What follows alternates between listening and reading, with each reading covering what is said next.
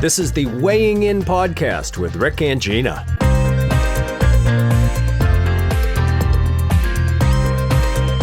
This podcast is a collaboration between Empower Weight Loss and Lifestyle Coaching and Next Step Lifestyle Coaching. In this episode, we talk about the experiences that we've had with program members that have stuck with us through the years. Real life stories that highlight the pitfalls and the turning points that shape long-term success with weight and health management. Member stories we never forget. Part 1 is coming up next. All right, let's get started. All right. So, how are you? Here I'm we are. good. How are you doing? I'm good. Good. I'm good. Excellent. Excellent. The sun is shining today. I'm happy. Good. Yes. I can't wait for the warm weather. We have gone back and forth a bit about this topic, and I'm so excited about it. It's called, and we know ahead of time, we really thought about this, member stories that we never forget and what they teach us.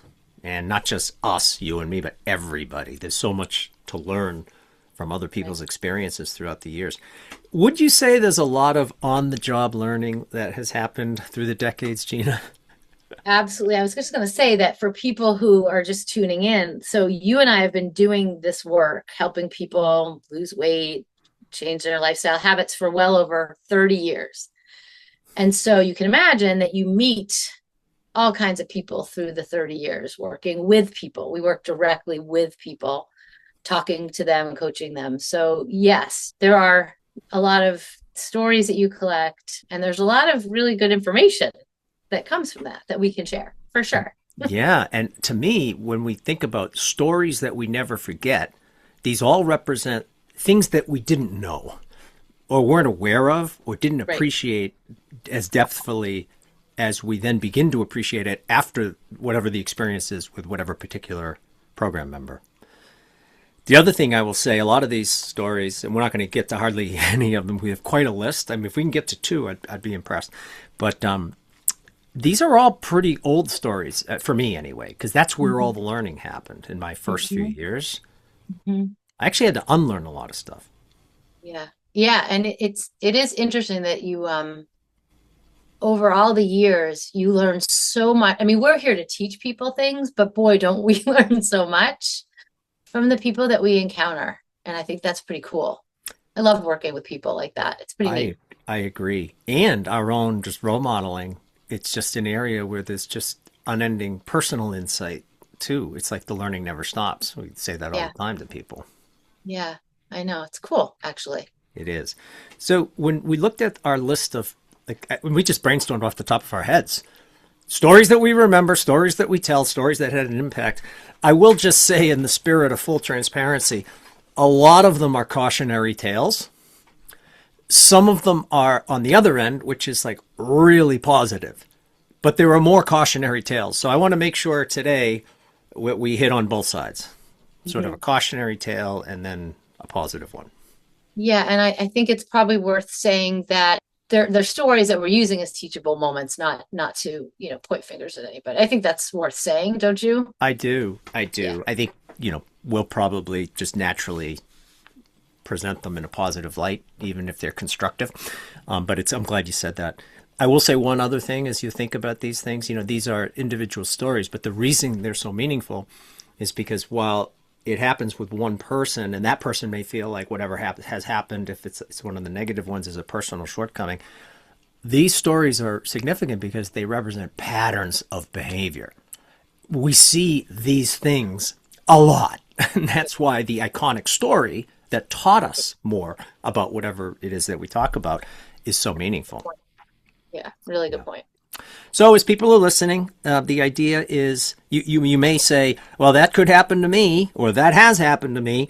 Ideally, what we would like to do is shift from this could happen to me to getting better at if it's coming, if it's likely to happen ahead of time, so that you can put things in place to avoid certainly the negative ones. Yeah. but also take advantage of the positive ones as well.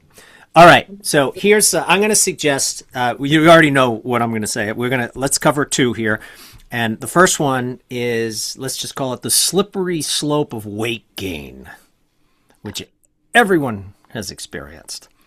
So I'm just going to launch into it, and then I'm going to just ask you about your experience with this as well. But this was way back when, so this was like my iconic example of someone gaining weight back that they had lost, which you knew about it and you were learning more and more about it. But when you are now then working with somebody and it happens, that is, you'll never forget it, which is why it's the first story I'm going to share. So Hal was a member. This was a long time ago. This was my first 2 years maybe of the work. So we're talking 1991 or so. Superstar. Front seat. He had his own seat. You have people who have their own. Oh, I know you. Yes. Right? Yes, of course. They have their designated seat that they sit in, of course. Yeah. Oh, hey, don't sit there. That's Bob's seat. Yeah. Right? Yes, indeed. Yes. Yes, Well, indeed. Hal had his seat, and it wasn't just the front row. It was the front row dead center. I mean, he was just he lived and breathed the program, and he did great. Locked and loaded. He Absolutely. was ready to go. Yeah. He had a fabulous weight loss experience in phase one. He lost 82 pounds. Everything was like right on. He was completely in the box, the whole thing. And then he transitioned to, at the time, it was called maintenance, which we now call it phase two. Maintenance sort of implying, well, now that you've lost it, now here's how you maintain it. Well, it's a little bit less clear than that. So anyway, phase two. And at the time, do you remember when we had a lot more to learn? This was the early 90s. Yes. We asked for a big commitment. We asked people to stay in maintenance at the time for 18 months, but then we let them graduate. Do you remember that? Of course. Of course. Oh my God. It just seems so wrong. Not that we're trying to get people to stay forever in any program. Ultimately, you want to learn skills for self-managing. But even just the notion of graduating, like there's this implication. Yeah, you're done. You're done. You don't have to do anything anymore. You're a master. Mm. Yeah. But and as we know, let me just say, as we know, with this work, it's a lifestyle change that we're shooting for. I mean, ideally. yes. And so you're really never done. Yeah. And that unfortunately was not, I don't think it was as clear a message back then. We've evolved. Oh, we've evolved a lot. But can you imagine, like, Gina, you're graduating now with your healthy lifestyle. I take my little certificate and Yes, off I go. It's whatever you needed to do, whatever happened, it's all in the rearview mirror. Hang it You've on my wall. graduated. It's like, well, what about this week? I have to figure out how. I know. It just never ends. Okay, so Hal, down 82, front row, ideal, A+ student, superstar. Then he graduates. And, people graduated, you didn't really tend to hear back from them.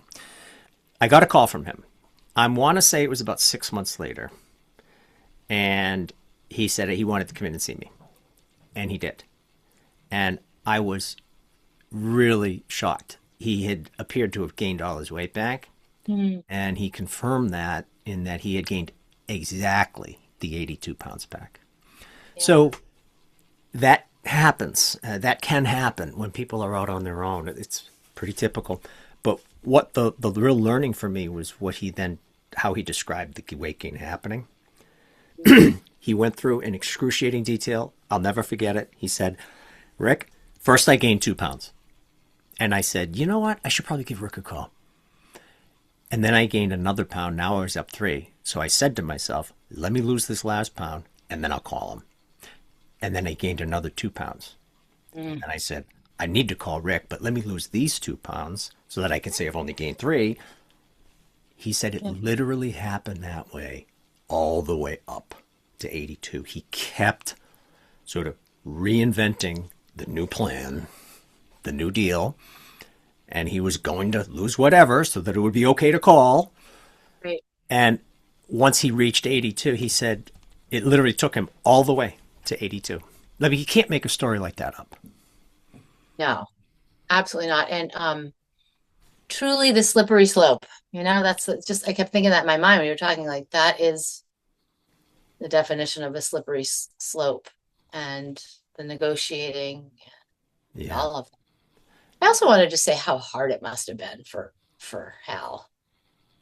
I mean, let's put ourselves in his, like, wow, that's gonna be hard, but good on him for doing it because that's always available for people. I think. So hard. I mean, in the moments, I could imagine it started to become longer periods of not confronting it, Hmm. maybe not getting on the scale. Hmm. Or, just think about it. Well, it's August, it's just starting. September. I'll get back in touch with Rick in September. Right, And right, then right. September does its thing. And then Yep. before you know it, you blink and it's the holidays are on you. And then it's Right. like, well, maybe I'll just wait till the New new year. year. Yeah, the new year. Yeah. So none of those became lines of demarcation Yeah. until he got on the scale and saw that he was at his original starting weight. They confronted it. Yeah. Yes.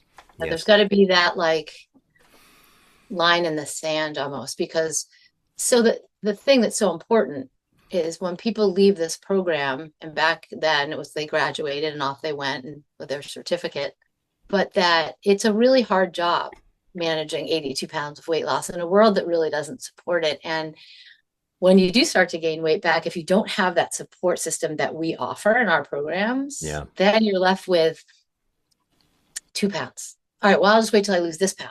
That right, you're left with that's all you had. That's the only options you have is those overlearned behaviors of negotiating the game nowhere, sadly. Absolutely. Hey, can we talk about motivation for a minute? Yeah, I think a lot of people, almost everybody in that situation is going to have some version of what's wrong with me? yeah, How can I not get this going?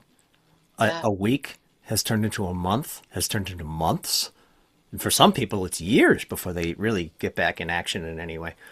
So is it a lack of motivation? I mean, did Hank not want to relose the weight? Of course he wanted to relose the weight desperately. of course. He was probably overcome with fear, resignation. I mean, just fill in the blank. Embarrassment. Embarrassment, all of that, which would lend one to desperately want to relose the weight. So there's your motivation right there. I think the way to look at it is, motivation, it's so strange.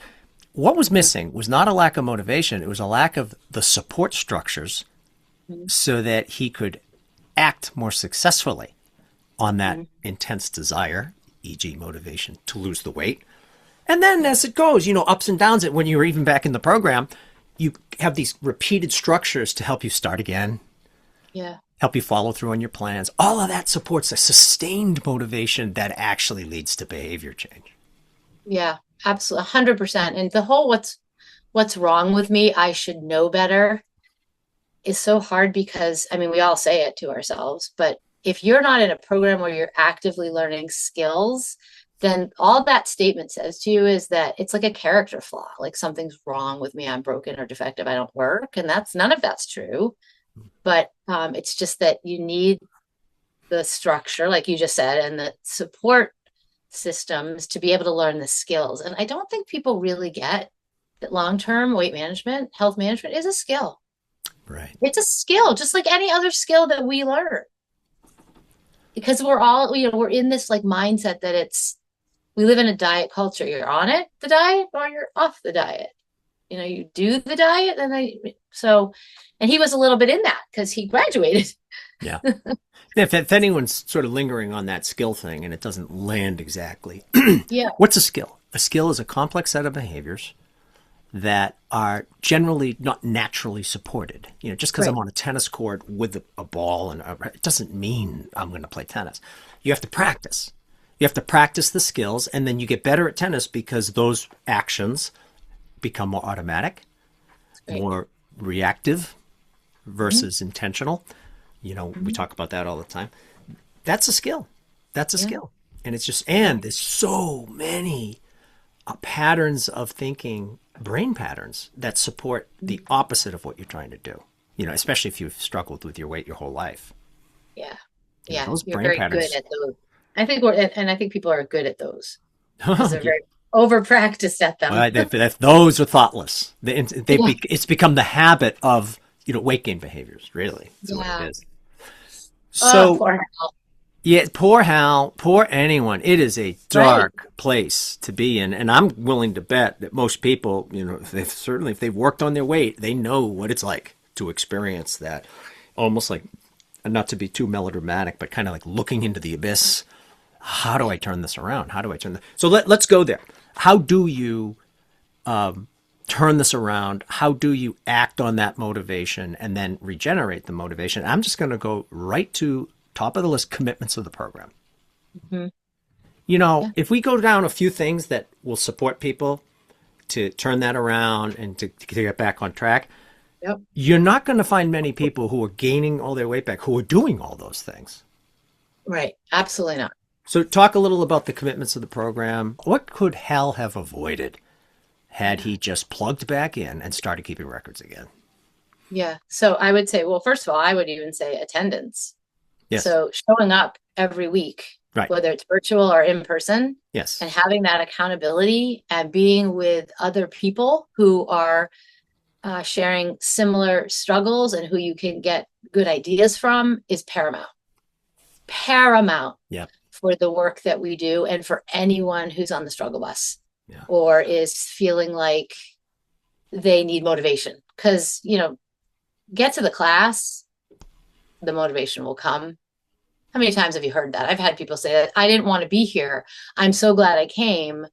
What so-and-so said really helped me, or what you said really helped me, or that recipe really is going to be the difference from whatever, I mean, I hear that all the time. I all the didn't time. want to come today. I like to go back to that. Are you glad you came? It's Yeah. like, oh yeah, I feel like I'm back. I'm back in Yeah. action again. I'm moving in the right direction. Yeah. Sometimes I ask my groups at the end, are you guys glad you showed up? Because, I mean, people make a commitment and you're glad they're there, but people are busy, Yeah. so. It's kind of like after any successful choice or behavior, we always joke, we may have talked about this on the podcast, but I always love this one, which is no one ever regretted not eating the pizza on Saturday night come Monday morning. Right. Gee, I kind of wish I had that pizza. Yeah. Right. No one What was I thinking? I should have indulged. No one has ever said that. said anyone never, or whatever they say. Yeah. Yeah. Never Yeah. happened. It's the angst leading up to the behavior, and then people never regret making that successful choice. So on attendance and then record keeping, the common thread there is accountability too. If you're not doing those things, how easy is it to kind of make a plan with yourself, which is probably not exactly the plan that might have been made if you were in the clinic. And then it's really just more wishful thinking, hope, Mm-hmm. and you're Mm-hmm. not accountable to anyone else. Of course, you're going to find a way to let yourself off the hook because Monday springs eternal, right? Right. That's right. Tomorrow will be better. Yeah. I'd also say that those two, so attendance and record keeping also keep you engaged. So it's active participation, active learning. I think that's really important. And that lends itself to being more focused. Yes. And those are all things that I think are so important for long-term success. The other thing with Hal, and this is probably worth mentioning, is that there are some people who are superstars and they may even get enticed into thinking that they've got it licked. Like, I got this, which may be another conversation for an entire other podcast. So there is that little seduction that comes in there toward the end of that 18 months that I've done this now for 18 months. So I'm good, whatever good means, and I just think that's worth noting because again, we don't want people here forever and ever and ever, but I just think it's worth noting that it's an ongoing process. Let me just right in line with that, talk about a coincidence. This morning, Bill had a call with someone and it was their 6-month call because they wanted to take a break from the coaching sessions, but it wasn't like happy graduation, good luck, Right. c'est la vie. Right. It was super structured. We had, here are your baseline commitments. If you're not keeping records, after 2 weeks, you need to call. It was all Right. built, there's built-in insurance structures, including if you reach X weight, you stop negotiating and you just pick up and call. So none of those happened, and he's had the call this morning. I haven't had the update yet, but it's so different from what happened with Hal many years ago. There was none of that, none of Yeah. those safety measures in place. Yeah. By the way, real quick, and then I want to tackle this weight gain thing just from a different perspective. So when you said back in action to get your focus on, or however you just said it there, let's be very specific. in terms of the behaviors, when someone's not attending, keeping records, all of that extends from that. Name some behaviors that you would be pretty confident they're not engaging in at as high a level. Well, they're probably not doing a lot of PA. Right. They're probably not really focused on where they're going to get their vegetables and fruits and maybe what colors they're eating. Yeah. Very likely, right? Yeah. Although I will say that I think the one thing that goes the last is the shakes. People love the shakes. You can have the person starting the day with the shakes, but then the rest of the day is a disaster. So no planning, potentially. If you're not focused, if you're not keeping records, yeah. is there a plan? Definitely the shakes are such a point-attable shortcut, as one member once said. They separate you from old, less healthy patterns better than anything else. I do agree with that. That's it. Today I'm going to start, and the shake is just like, it is a habit. It's just it's boom. It happens. I think that one is the last to go. But I do think it goes if you're out there long enough. Yeah, or less of it. Less of it. Yeah. Yeah, for sure. And certainly the entrees, I think. Oh, God, yeah. Forget it. Well. Forget about it. I think the entrees are the unsung hero of our program. Say more. I mean, the entrees are just the best tool we have in the tool. Well, not the best, but one of the best. They're portion controlled. They're quick and easy to make. They pair beautifully with veggies. You can have two of them so that they're really filling, and a lot of protein. I mean, protein's like all the rage right now, as it should be. It's very important. So double up your turkey chili and you're looking at 40 grams of protein. Hello, for like 400 calories. Yeah. Yeah. I mean, that's a win. Yeah. Win. I mean, that's why they are unsung heroes. They need more love. I agree. I think I'm always struck by you do an entree. It's just like, this just was so easy. In fact, I showed a picture of this in our coaching sessions. Our members who are listening will laugh at this because they saw the photo. I opened my fridge behind me in my gym, my fridge, okay? And in the freezer at the bottom, filled to the brim with lean cuisines. I'm like, what is this? It was all of these lean cuisines, and it was my son, who's on it now. He's doing 8 miles a day. Oh, wow. Oh, it's unbelievable. That's unbelievable. Yeah, I have to work to get into my own gym. He's in there all the time. But anyway, he's got all of those lean cuisines, and I said, what's up with this?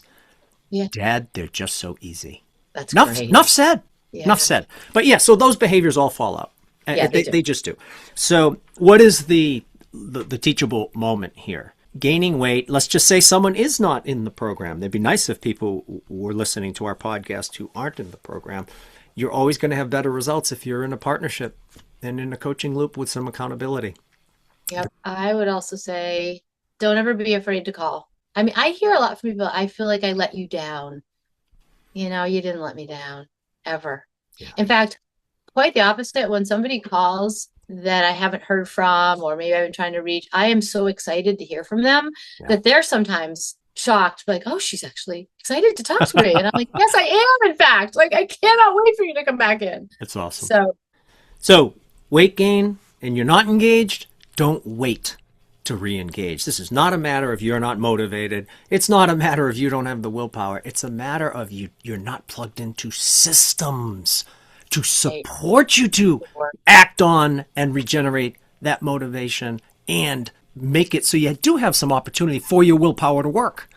Yeah. I want to say one other thing too. For anybody who may be listening to this podcast who isn't one of our members or is an old member, and you are looking for a safe, supportive space to lose weight, give us a call. Don't wait till September, the summer's over. Call us.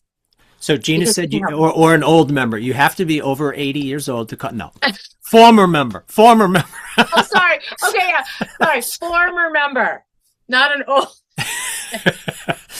So this whole idea of weight gain, what I'm going to talk about now seems like something different, but I think what's behind what's happening here is weight gain. So let's just call this. So that first one was called The Slippery Slope of Weight Gain. This is sort of, again, part 2.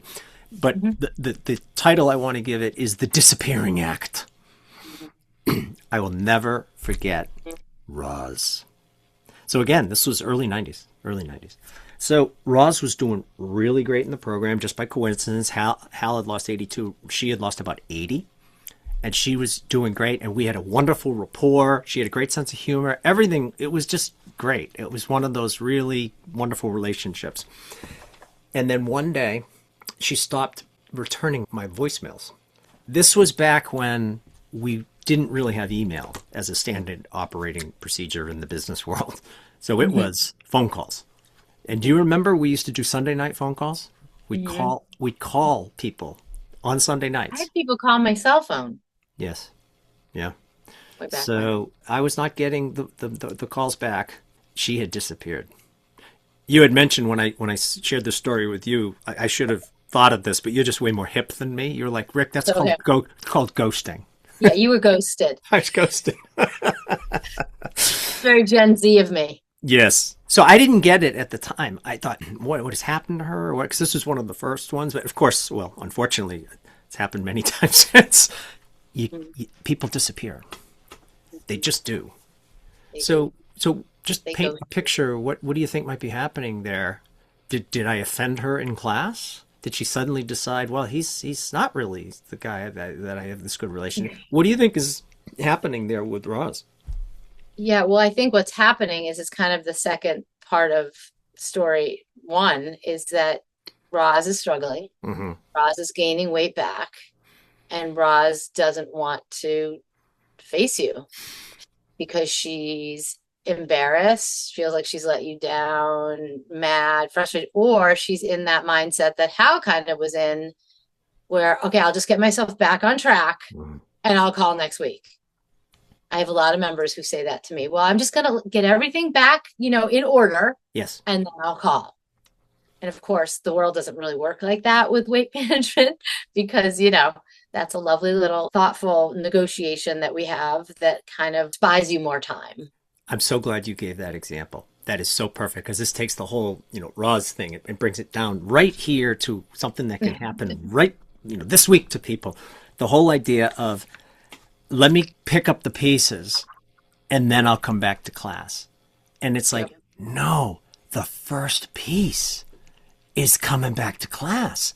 There's this inbred, it's that whole agency thing. We like to think we are in control. Let me figure this out, get my act together, then I'll come back. Well, that you're less likely to need to come back if you've gotten your act together. This is picking up the pieces. It's just to get back in and re-engage. Attendance, record keeping, the same list that Hal should have been doing. Exactly. Yeah, the only difference really between the two of them is that, that Hal actually did finally return. I don't know, did Roz? No, never. Yeah. The full ghost. The full ghost. You see, Gina, Yeah. they're using that term now. I don't think you knew that. Oh, yeah, right, The full sorry. ghost. Yeah. I'm kind of hip to this. You're way cooler than I am. Yes, right. Meanwhile, every 18-year-old is like, they don't say full ghost. No, right. They're loud. No one's ever said that. No. Yeah, it's just like, it's happened to me. I've had that happen to me. And I tell people too, like, I'm a little bit of a stalker. So, I will phone call, I will email, and finally I'll get to the point where I'll just say, listen, it's sort of balls in your court kind of thing. But I do tend to stalk a little because I'm hopeful, I guess, right? Yes. I'm hopeful I can kind of, if you can engage again with the person. But just getting in Roz's shoes again. So isn't it interesting that here, it's not because her weight's going well that she's not calling you back. It's the opposite. But the natural tendency is just another way of saying the agency thing. There's a tendency to want to pull away from the program as opposed to leaning into the program. So when you position it that way, it seems even more like, well, that doesn't make sense. Things aren't going well with my weight. I'm going to pull away from the program, which was the means by which I lost the weight. Mm-hmm. And I'm going to sort of see if I can figure this out on my own. It just doesn't work. This is when you lean into the program. Right. And you and I know that now, but I think the majority of people out there don't know that. Oh, it's exactly what you said the first time around. It's like the tendency is to pull away. Right. That seems to make sense, but it's the opposite. Look, we just had Easter yesterday for those who celebrate Easter. It's it's like the land of Cadbury eggs and don't chocolate forget bunny. bacon. bacon. All right, you do a breakfast. Right. And then for those who do the breakfast and the dinner, it's like, oh, yeah, you're kind of in trouble. You know, there's one other thing that happens, which is when you're in the Roz situation and you're gaining weight, you could even, part of that narrative in your head is there's got to be some other way to turn this around. So it's not acknowledging that I'm just not doing the program. It's maybe there's another program or another way. And then now you're off researching for the next 6 months because you don't really find one and hope springs eternal, right? Right. This didn't work. So you're looking for that other thing that's going to work that you're not going to find. Because at the end of the day, it's about building those habits that we talked about. Yep. And it's just so understandable when it's so painful in those situations. You just want to make yourself feel better about failing. Really. I hate to use that word, but failing to manage your weight because you're gaining weight. You really, the only move you're left with is how can I make myself feel less bad about what's going on here? And our brains are just so good at coming up with ways to justify and rationalize. It's amazing. Yeah, because otherwise, I mean, how are you going to face every day? I mean, you have to come up with something. Right. So these were member stories that I'll never forget them because they taught me something I didn't know. And they became teachable moments for me. And we're sort of extending that out there for anyone listening, you know, as opposed to, I had said this up front, oh, that could be me. It's like, oh, that can happen. Let's make sure that's not me is sort of the shift I'm looking for. Exactly. 100%. All right, let's go. Let's end with one more, the positive one. Okay. And it's just so positive. I love this one. And I want to shift to PA. And the point that some people out there may think that ship has sailed. The ship has not sailed. With PA, anything is possible. Right. And for those who don't know what PA is, it's physical activity. Just thank you. Putting that out there. Yeah. So I can, the person I'm thinking of is Pat. And I will never forget Pat. And this was literally my first year. She might have been my first group, honestly. 89. Wow. Yeah. Yep. So Pat, here it is. To get to what she ended up doing, we have to dwell on where she was at just for a moment. Okay. So Pat was, she was over 300 pounds. She was in her 70s.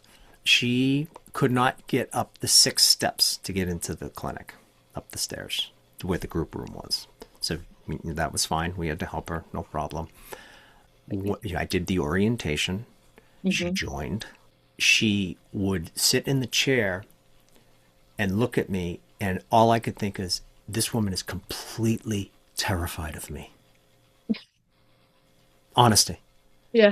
Her eyes were so wide open, and I think she was probably, God bless her, so nervous. Yes. And just riddled with anxiety about what it probably took everything to get herself to come into the clinic to finally do something, right? So you get it, right? Yeah. Of course. She's probably thinking, can I do this? Oh my God, what have I gotten myself into? Well, that's a big one. The fear of this isn't going to work. Another failed attempt. Or I haven't really made a big attempt in so long. This is my big swan song. It's got to work. What if it doesn't? So anything. Yeah. The only other thing I'll add is that I remember that she was on 26 different medications. Oof. Yeah. So just managing that. Yeah. Just managing 5 is complicated. 26, I mean, you just have to you need support. Yes. You just need support. So let's cut to it. So you know how this goes. You get blank calories per minute for, it wasn't even walking. Right. It was low intensity. So walking would be medium. It's low intensity. So whatever it was, 3 calories a minute, whatever. Right. That was positive for her. Yeah. And so it started with a plan that included steps. And I mean, just taking a few steps. Yeah. Right. And then she started losing weight. And then it became taking steps, plural, in the hallway. Yep. And then it was doing hallways. And then it was eventually walking outside. And then there was a lot of walking outside. And her mobility, she went from not being able to go up she could get up the steps, the whole thing. She lost 160 pounds. She was very compliant on the diet, but her PA was way into the 2000s. I mean, she was a walker and everything. But the best thing is You know what her favorite activity was to do? This 70-plus-year-old grandmother? She would go out dancing with her grandchildren. Dancing. She would go out to dance clubs with her grandchildren. Oh, that's so great. Can you, Yeah. it's Well, just so the here's a difference. woman. I mean, it's like I just see a split screen. Envision her walking up the stairs and being helped. And then this other screen is her dancing. Yeah, I even say not being able to go up the stairs, 26 meds, terrified of me. I mean, I'm not the most Yeah. intimidating person in the world, right? So terrified of me. And I don't know, then, Rick. well, I'm just yeah, kidding. okay, maybe Just kidding. maybe I've developed the soft side through I don't know. Sorry. But I'm so, kidding. but then out dancing and like everything that means, like vitality and, Yeah, yeah, yeah. people, Living, they're all smiling, living. living, Yes. living. Living. So, Perfect. I left that clinic. I moved on within the HMR, company and, lost touch. But I got a letter many years later. They somehow landed on my desk, and it was from Pat's grandchildren. And they said they were thanking me. After all that time, they were thanking me for helping their grandmother to lose the weight, to get her life back, and you allowed her to dance again. I'll never forget it. How So great is with PA, anything is possible. that?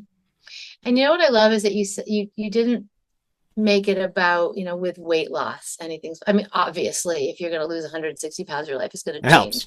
helps. But I think, of course, but I think in this scenario, it was really, she probably thought when she walked in that day that she'd never have that vitality again, like that energy again, and starting slow like that, little bitty steps all the way to the dance floor. I mean, I think that's really cool. Anything's possible.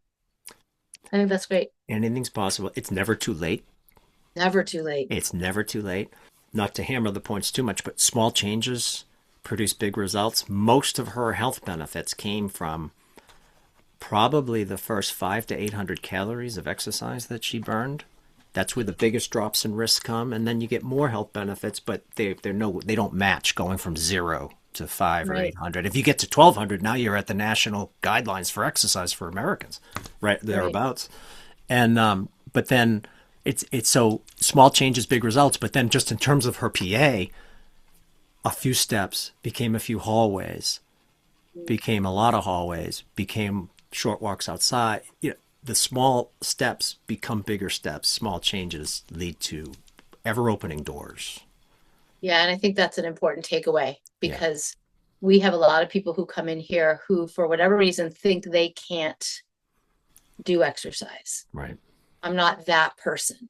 I'll right, never be able to do that. right. And I think if you start really small with an open mind and a little bit of tolerance and tenacity And accountability. and accountability, yeah. Yes, I yes. mean, she's a great story. Let's end on this point. How many of your members could actually speak in some way, shape, or form? Right? Maybe not as dramatic as Pat's experience, but to the idea that we're capable of more than we think. Mm-hmm. And if you get into a support structure and you stay in action, you can go and start doing levels of exercise and the vitality that comes with it that you never would have thought of being capable of. I think one of the most beautiful things about the work we do, I mean, I love helping people lose weight, but just opening doors that they in their mind have otherwise shut to the potential, their own potential is awesome. Yes. Bill's phrase for that is we help people to get out of their own way. I think it's a Yeah. great way to state Yeah. it because we all get in Yeah. our own way from time to time. Of I mean, course. that's what humans do. We're Human. Yeah. constantly getting in our 100%. own way. Yes. Yeah. So Yes. good stuff. I'm glad we ended on the positive one. I will just acknowledge that we just covered 3 stories there that were big time teachable moments in my early training. So you had Hal, you had Roz, you had Pat. But in our brainstorm, in less than 5 minutes, we came up with 13 and we were still going and we said, okay, we need to stop. So this will be, depending on maybe some member feedback or I should say listener feedback, this could very well be a topic that we return to more than once. Yes, absolutely. I think that the gem is that within the story, there's a lesson and there's a takeaway. Yes. And I want to make sure that people are getting that. And I think they are. I think we've been pretty clear, but that there's so much more to say. So yeah, we'll definitely do this one again. Awesome. Great stuff. All right. It's fun. Go get out in that good weather. I'm going to. All right. Little sun, little vitamin D. Okay.